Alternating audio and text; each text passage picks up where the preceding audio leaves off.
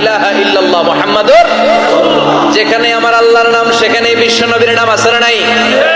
আজান যখন দেয় আল্লাহু আকবারের পরে বিশ্ব নবীর নাম আছে না নাই? একামতে আছে না নাই?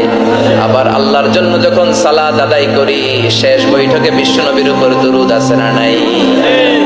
ওয়া রাফা'না লাকা যিকরাক, ও নবী আপনার নামকে আমি অনেক উপরে তুলে ধরেছি, আমার নাম যেখানে আপনার নাম ওইখানে, গোটা বিশ্বব্যাপী আপনার নাম ছড়ায় যাবে।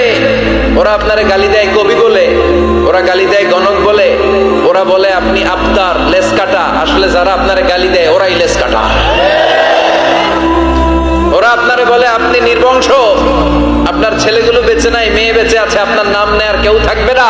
ওই আবু জাহেল, উতবা, সাইবা, ওদের নাম নেয়ার কেউ থাকবে না। আপনি লেসকাটা নন, আপনি নির্বংশ নন। ইন্না শানিয়াকা, চিল্লায় বলেন ইন্না শানিয়াকা।